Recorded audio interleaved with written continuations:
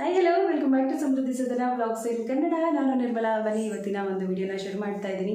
So ತುಂಬ ದಿನ ಆದಮೇಲೆ ಮತ್ತೆ ವ್ಲಾಗನ್ನು ಸ್ಟಾರ್ಟ್ ಮಾಡ್ತಾ ಇದ್ದೀನಿ. ಆಗಲಿಲ್ಲಪ್ಪ, ವಿಡಿಯೋ ಮಾಡೋದಕ್ಕೆ ಆಗಲಿಲ್ಲ.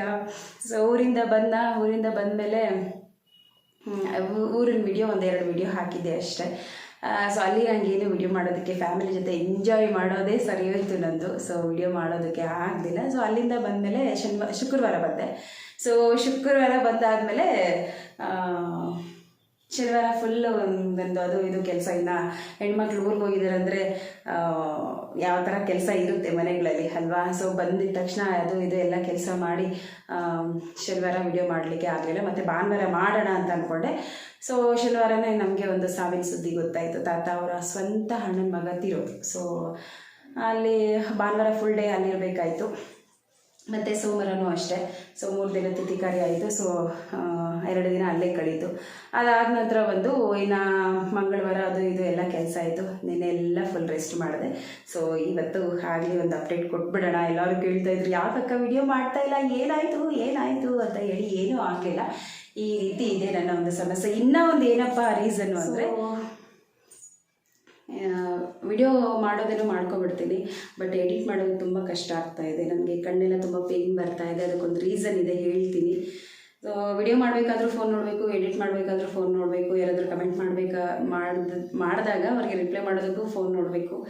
ಸೊ ತುಂಬಾ ಕಣ್ಣೆಲ್ಲ ತುಂಬ ಪೇಯ್ನ್ ಬರ್ತಾಯಿದೆ. ಅದಕ್ಕೆ ರೀಸನ್ ಏನಪ್ಪ ಅಂದರೆ, ಕಂಟಿನ್ಯೂಸ್ ಆಗಿ ಆಗ್ತಾಯಿದ್ದೀನಿ ಅಲ್ವಾ. ಸೊ ಅದಕ್ಕೋಸ್ಕರ ರೀಸನ್ ಬಂದು ನೋಡಿದೆ. ನನ್ನ ಫೋನ್ ನೋಡ್ತಿರ್ಬೋದು, ಇಲ್ಲಿ ಕಾಣಿಸ್ತಿದೆಯಾ, ಎಷ್ಟು ಲೈನ್ಸ್ ಬಂದಿದ್ದಾವೆ ನೋಡಿ ನನ್ನ ಫೋನಲ್ಲಿ. 1 2 3 4 5 6 7 ಲೈನ್ಸ್ ಬಂದಿದ್ದಾವೆ ಇಲ್ಲಿ ನೋಡಿ. ಸೊ ಇದು ನನ್ನ ಒಂದು ಕಣ್ಣಿಗೆ ತುಂಬಾ ಎಫೆಕ್ಟ್ ಕೊಡ್ತಾ ಇದೆ. ಸೊ ಕಂಟಿನ್ಯೂಸ್ ಆಗಿ ಹಾಕೋದ್ರಿಂದ ನನ್ನ ಕಣ್ಣಿಗೆ ತುಂಬಾ ಎಫೆಕ್ಟ್ ಕೊಡ್ತಾ ಇದೆ. ತುಂಬಾ ಕಣ್ಣೆಲ್ಲ ಪೇಯ್ನ್ ಆಗೋದು. ಸೊ ಜಾಸ್ತಿ ಏನಾದರೂ ನೋಡಿದ್ದೀನಿ ಅಂದರೆ ತಲೆನೋವು ಬರೋದು. ಸೊ ನೈಟಲ್ಲೇ ಎಡಿಟ್ ಮಾಡಬೇಕು, ಒಂದೊಂದು ಸತಿ ಬೆಳಗ್ಗೆ ಎಡಿಟ್ ಮಾಡ್ತೀನಿ. ಅದಕ್ಕೋಸ್ಕರ ಒಂದು ಹಾಫ್ ಆನ್ ಅವರ್ ಏನಾದರೂ ಕಂಟಿನ್ಯೂಸ್ ಆಗಿ ನೋಡಿದ್ದೀನಿ ಅಂದರೆ ಸೊ ಕಣ್ಣಲ್ಲಿ ನೀರು ಬಂದುಬಿಡುತ್ತೆ, ಫುಲ್ ತಲೆಯೆಲ್ಲ ಪೇಯ್ನ್ ಬರುತ್ತೆ, ಕಣ್ಣೆಲ್ಲ ನೋವು ಬರುತ್ತೆ. ಅದಕ್ಕೋಸ್ಕರ ಬೇಡ ಅಂದ್ಬಿಟ್ಟು ಒಂದು ಸ್ವಲ್ಪ ಹೊತ್ತು ಒಂದಷ್ಟು ದಿನ ಅವಾಯ್ಡ್ ಮಾಡಿಬಿಟ್ಟೆ. ನನ್ನ ಫೋನ್ನ ಇತ್ತೀಚೆಗೆ ನೋಡ್ದೇ ಇಲ್ಲ ಫೋನ್ನ. ಸೊ ಹಾಗೆ ಇದೊಂದು ರೀಸನು. ನಾನು ಒಂದು ಇಷ್ಟು ದಿನ ವಿಡಿಯೋ ಹಾಕದೇ ಇರೋದಕ್ಕೆ ಇದು ಒಂದು ರೀಸನ್, ಓಕೆನಾ.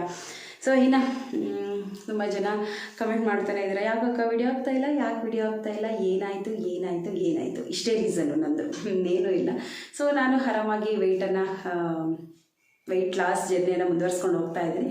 ಸೊ 1 kg ಆಗೋಷ್ಟು ಜಾಸ್ತಿ, 1-1.5 kg ಆಗೋಷ್ಟು ಜಾಸ್ತಿ ಆಗಿದ್ದೀನಿ. ಅದು ಏನು ಮಾಡೋದಕ್ಕಾಗೋದಿಲ್ಲ. ಸೊ ಅದು ವೇರಿಯೇಷನ್ ಆಗ್ತಾ ಇರುತ್ತೆ ವೆಯ್ಟು. ನನಗೆ ಯಾವುದೇ ರೀತಿಯಾದಂತಹ ಬೇಜಾರಿಲ್ಲ. ಅಯ್ಯೋ ವೆಯ್ಟ್ ಜಾಸ್ತಿ ಆಗಿದೆ, ಏನು ಮಾಡೋದು ಅಂತ ಹೇಳಿ ಏನು ಬೇಜಾರಿಲ್ಲ. ಸೊ ಅದನ್ನು ಯಾವ ಥರ ಹೇಳಿಸ್ಕೋಬೇಕು ಏನು ಅನ್ನೋದು ನನಗೆ ಗೊತ್ತಿದೆ. ಸೊ ಅದನ್ನು ಮಾಡ್ಕೊಂಡು ಹೋಗ್ತಾ ಇದ್ದೀನಿ. ಇನ್ನು 60 days ಆಯಿತಲ್ವಾ. ಸೊ 60 days ನನ್ನ ಒಂದು ವೆಯ್ಟ್ ಲಾಸ್ ಚಾಲೆಂಜ್, ನನ್ನ ಡೇ 60 ವೆಯ್ಟ್ ಲಾಸ್ ಚಾಲೆಂಜ್ ನಾನು ಕಂಪ್ಲೀಟ್ ಮಾಡಿದ್ದೀನಿ. ಇನ್ನು ನೆಕ್ಸ್ಟು ಡೇ 1 ಮತ್ತೆ ಸ್ಟಾರ್ಟ್ ಮಾಡೋಣ. ಬಿಗಿನರ್ಸ್ ಯಾರ್ಯಾರೆಲ್ಲ ಇದ್ದೀರಾ, ನೀವು ಸಹ ಹೊಸದಾಗಿ ಸ್ಟಾರ್ಟ್ ಮಾಡೋರು ಯಾರ್ಯಾರು ಇದ್ದೀರಾ, ಸೊ ಅವರೆಲ್ಲ ಆರಾಮಾಗಿ ಸ್ಟಾರ್ಟ್ ಮಾಡ್ಬೋದು. ಯಾವುದೇ ರೀತಿಯಾದಂತಹ ಜಿಮ್ಗೆ ಹೋಗೋ ಹಾಗಿಲ್ಲ, ಅಥವಾ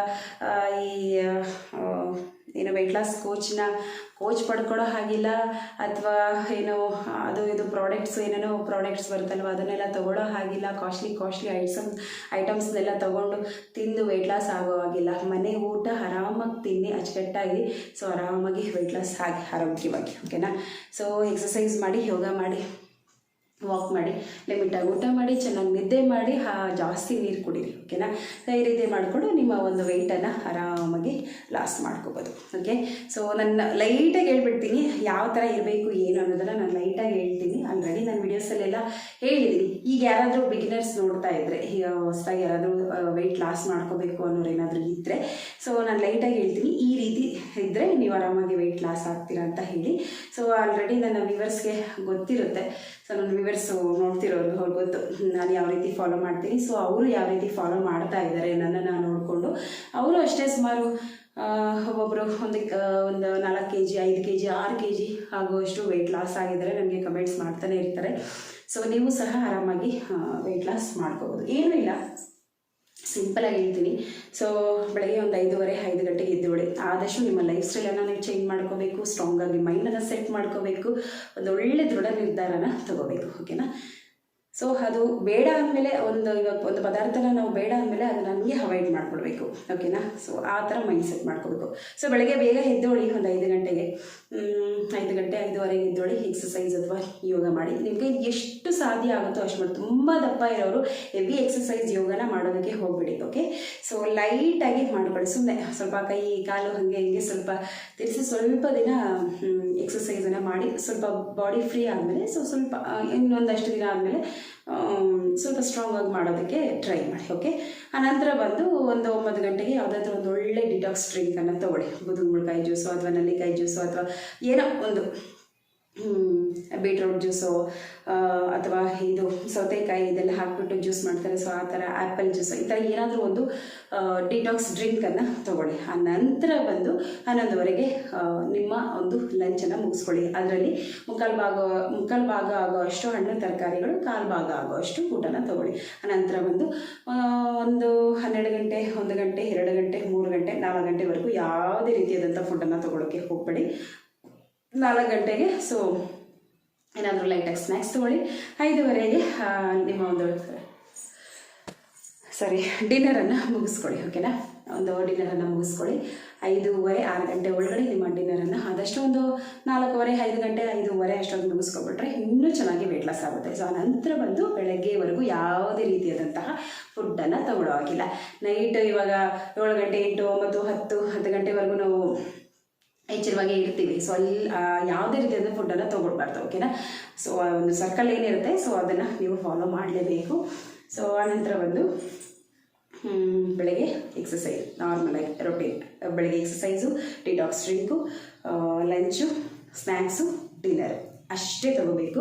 ಆದಷ್ಟು ಸ್ವಲ್ಪ ಸೋನಾ ಮಸೂರಿನ ಅವಾಯ್ಡ್ ಮಾಡಿ, ಆದಷ್ಟು ಅವಾಯ್ಡ್ ಮಾಡಿ. ತಿನ್ನಲೇಬೇಡಿ ಅಂತ ಹೇಳ್ತಾ ಇಲ್ಲ ನಾನು. ಸೋನಾ ಮಸೂರಿ ಆದಷ್ಟು ಅವಾಯ್ಡ್ ಮಾಡಿ. ಬಾಯ್ಲ್ಡ್ ರೈಸ್ ತೊಗೊಳ್ಳಿ, ಅಥವಾ ಈ ರೇಷನ್ ಅಕ್ಕಿ ತಿನ್ನೋದು ಬೇಕಾದರೂ ಆರಾಮಾಗಿ ತಿನ್ಬೋದು, ಬಟ್ ಲೈಟಾಗಿ ತೊಗೊಳ್ಳಿ. ಬಾಯ್ಲ್ಡ್ ರೈಸು ತೊಗೋಬೋದು, ಗೋಧಿ ನುಚ್ಚು, ಮುದ್ದೆ, ಚಪಾತಿ ಈ ಥರ ತೊಗೋಬೋದು. ಹಣ್ಣು ಮತ್ತು ತರಕಾರಿಗಳು ಅಷ್ಟೇಪ್ಪ. ಯಾವುದೇ ರೀತಿಯಾದಂಥ ಸಾಂಬಾರನ್ನು ತೊಗೊಳ್ಳಿ. ನಾನ್ ವೆಜ್ ತಿನ್ನಿ, ಚಿಕನ್, ಮಟನ್ ಎಲ್ಲನೂ ಬಾರಿಸಿ. ಓಕೆ? ಸೊ ನೀರು ಚೆನ್ನಾಗಿ ಕುಡೀರಿ, ನಿದ್ದೆ ಚೆನ್ನಾಗಿ ಮಾಡಿ, ಯಾವುದೇ ರೀತಿಯಾದ ಟೆನ್ಷನ್ ಮಾಡ್ಕೊಳ್ಳೋಕೆ ಹೋಗಬೇಡಿ. ಓಕೆ? ಸೊ ಇಷ್ಟು ಸಿಂಪಲ್ಲಾಗಿ ಮಾಡ್ಕೊಂಡು ಹೋಗಿದ್ದೀರ ಅಂದರೆ ಸೊ ಆರಾಮಾಗಿ ವೆಯ್ಟ್ ಲಾಸ್ ಆಗುತ್ತೆ. ನಾನು ಡೇ 1 ಅಂತ ಸ್ಟಾರ್ಟ್ ಮಾಡ್ತೀನಿ. ನಿಮ್ಮ ಜೊತೆ ನಾನು ಸಹ ಇನ್ನೂ ಸ್ವಲ್ಪ ಸ್ಟ್ರಾಂಗ್ ಆಗಿ ವೆಯ್ಟ್ ಲಾಸ್ ಬಗ್ಗೆ ಸ್ವಲ್ಪ ಸ್ಟ್ರಾಂಗಾಗಿ ನಿರ್ಧಾರ ಮಾಡಬೇಕು. ಯಾಕಂದರೆ ನಾನು ಎಷ್ಟೇ ಪ್ರಯತ್ನ ಮಾಡ್ತಾ ಇದ್ರು ಮುಂದಕ್ಕೆ ಹೋಗ್ತಾ ಇಲ್ಲಪ್ಪ. ಯಪ್ಪ ನನ್ನದು ತಲೆ ತಿಕ್ಲಿಡ್ದು ಹೋಗ್ಬಿಟ್ಟಿದೆ. ಅಲ್ಲಿ ಹೋಗುತ್ತೆ 68ವರೆಗೂ ಬಂತು. ಆಮೇಲೆ ಊರಿಗೆ ಹೋದ್ನಾ. ಸೊ ಟೈಮಿಂಗ್ಸ್ ಮಿಸ್ ಆಯಿತು. ಫ್ಯಾಮಿಲಿ ಜೊತೆ ಎಂಜಾಯ್ ಮಾಡೋದಪ್ಪ, ಅದು ಇದು ಚೆನ್ನಾಗಿ ತಿಂದಿದ್ದೀನಿ. ಟೈಮಿಂಗ್ ಕರೆಕ್ಟಾಗಿ ತಿಂದಿದ್ದೀನಿ. ಮತ್ತು ಸರಿಯಾಗಿ ನೀರು ಕುಡಿತಾ ಇರಲಿಲ್ಲ. ಹಾಗೆ ಆಗೋಯ್ತು. ಇವಾಗ 70 ಇದ್ದೀನಿ. 70 ಸಮಥಿಂಗ್ 200, 300 ಇದ್ದೀನಿ. ಇಟ್ಸ್ ಓಕೆ, ಏನು ಮಾಡೋಕ್ಕಾಗೋದಿಲ್ಲ. ಒಂದ್ಸತಿ 69, 80 ತೋರಿಸುತ್ತೆ, ಒಂದೊಂದ್ಸತಿ 70, 200 ತೋರಿಸುತ್ತೆ, ಆ ರೀತಿ. ಸೊ ಮತ್ತೆ ನಾನು ನಾಳೆ ಭೇಟಿ ಆಗ್ತೀನಿ. ಸ್ಟಾರ್ಟ್ ಮಾಡೋರು ಸ್ಟಾರ್ಟ್ ಮಾಡ್ತಾಯಿರಿ. ನನಗೆ ಏನೂ ಆಗಿಲ್ಲ, ಆರಾಮಾಗಿದ್ದೀನಿ. ಮತ್ತೆ ವೆಯ್ಟ್ ಲಾಸ್ ಜರ್ನಿನ ಸ್ಟಾರ್ಟ್ ಮಾಡೋಣ. ಹಾಗೆ ಜಾಸ್ತಿ ಮಾತಾಡ್ಬಿಟ್ಟೇನೋ, ತುಂಬ ಮಾತಾಡ್ತೀರಾ ಅಂತ ಕಮೆಂಟಲ್ಲೆಲ್ಲ ಬರ್ತಾಯಿದೆ. ಯಪ್ಪ ನಾನು ಏನು ಮಾತಾಡಬೇಕು ಹೇಳಿ ಹೋಗ್ಲಿ ನೀವೇ. ತುಂಬ ಮಾತಾಡಬೇಕು ಅಂದರೆ ಹೆಂಗೆ? ಇದೇ ಮಾತಾಡಬೇಕು, ಇರೋದನ್ನೇ ತಾನೇ ಹೇಳ್ತಾ ಇದ್ದೀನಿ ನಾನು. ತುಂಬ ಜಾಸ್ತಿ ಮಾತಾಡೋಕ್ಕೆ ಹೋಗಬೇಡಿ ಅಂತಾರೆ. ಏನು ಮಾತಾಡ್ತಾ ಇದ್ರು ನನಗೆ ಗೊತ್ತಿಲ್ಲ. ಹೇಳೋದನ್ನು ಜಾಸ್ತಿ ಮಾತಾಡೋಕ್ಕೆ ಹೋಗಬೇಡಿ ಅಂತಾರೆ. ಇಟ್ಸ್ ಓಕೆ, ಯಾರು ಏನಾದರೂ ಅರ್ಥ ಮಾಡ್ಕೊಳ್ಳಿ. ನನ್ನ ವ್ಯೂವರ್ಸ್ ನೀವಿದ್ದೀರಾ, ನನ್ನನ್ನು ಪ್ರೀತಿಸೋ ನೀವಿದ್ದೀರಾ. ಓಕೆನಾ? ಓಕೆ, ಹಿಂದಿನ ವಿಡಿಯೋಗಳಲ್ಲಿ ಯಾವ ರೀತಿ ಸಪೋರ್ಟ್ ಮಾಡ್ತಾ ಇದ್ದೀರಾ, ಸೊ ಅದೇ ರೀತಿಯೇ ಮುಂದೆ ಸಪೋರ್ಟ್ ಮಾಡಿ. Okay, thank you for the watching. ನಾಳೆ ಭೇಟಿ ಆಗ್ತೀನಿ. ನಾಳೆ ಇಲ್ಲ, ನಾಳಿದ್ದು ಭೇಟಿ ಆಗ್ತೀನಿ. ಶನಿವಾರ. ಬಾಯ್.